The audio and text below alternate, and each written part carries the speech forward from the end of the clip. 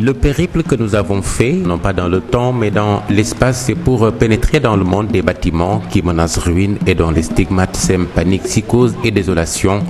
Des bâtisses vieilles de plus de 50 ans sur le point de s'écrouler, plus d'une centaine à la Médina, où 5 maisons sont scellées.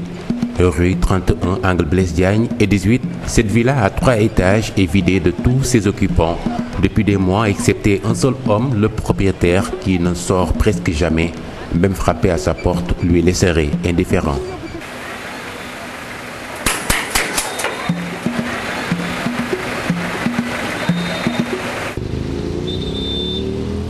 À face, ici, un des héritiers de cette demeure, au visage triste, défiguré, accepte de nous recevoir, mais loin des caméras, pas de commentaires.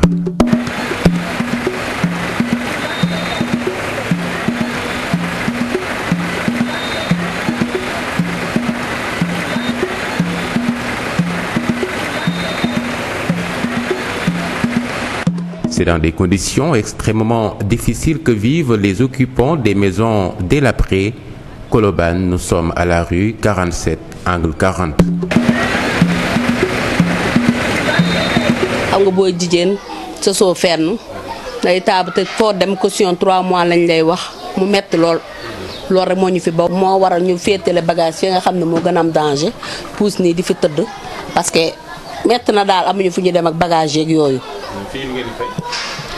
fii ñu ngi doon fay 25 waaw. Si elle respire très mal dans cette villa, c'est parce qu'un épisode malheureux s'y est produit le vendredi 4 septembre. Une partie du plafond dans cette chambre céda, la charge reçue par le vieux Lamine Silla, qui souffre d'un AVC âgé de 70 ans, entraînant une fracture au bras. Logé dans le site de recasement par la mairie de Gueule Tapée Fass Colobane, il y vit avec sa famille et ses enfants et ne veut apparaître nulle part. lundi ñu yóbbuwaat ko hôpital léegi démb xale yi yóbbu ko ba foofu ñu ne dañu waxoon joxe xaw ma 190 000 xaw ma lañ wax bu dul loolu duñ ko laal fu jamono bi fu mu ne nii mu ngi fii toog amuñu.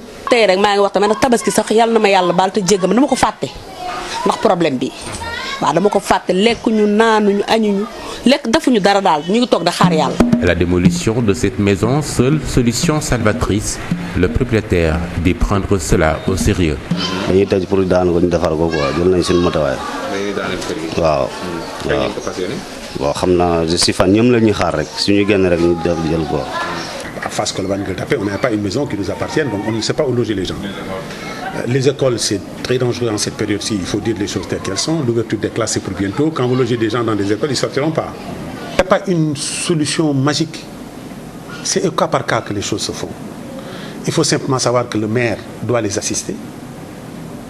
Il faut qu'il ait ce sens de la solidarité, du soutien de ses familles, souvent démunies. À la Médina, le danger plane de manière permanente sur ceux qui s'entêtent à vivre encore dans ces poudrières. Certains démunis n'ont que leurs yeux pour constater quotidiennement et avec tristesse la vie difficile qu'ils mènent. lu ñu luyee fii 25 000.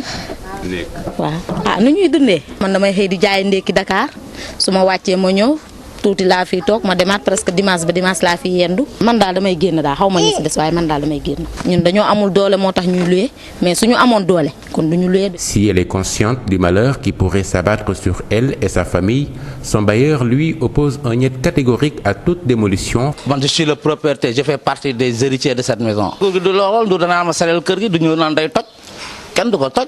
état bâtiment bi y'en a rien à signaler. état bâtiment bi ma lay wax nii. man si man lu may kan man non amul dara lu may defaraat non. Rue 31, angle 28. Un pont s'était affaissé il y a 1 mois. Les victimes étaient hébergées dans cette école. Site provisoire trouvé par la mairie qui ne dispose toujours pas un digne de son nom.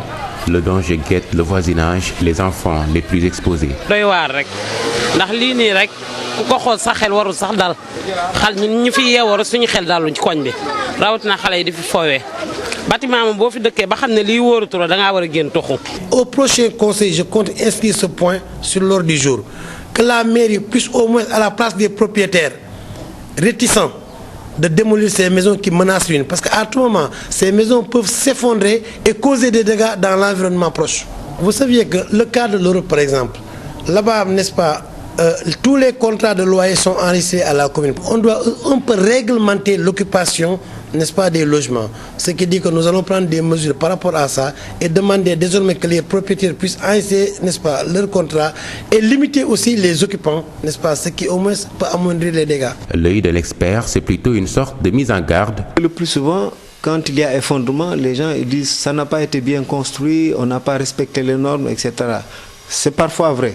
Mais il y a l'autre aspect qui est souvent négligé, c'est l'entretien et la mise en conformité. Refaire les travaux d'étanchéité qui posent souvent problème parce que beaucoup d'effondrements sont dus à un vieillissement prématuré des dalles. Des morts lors d'effondrements, il y en a eu dans le passé. Ne pas en rajouter sur la liste, c'est l'effort qui reste à faire et qui interpelle tout le monde.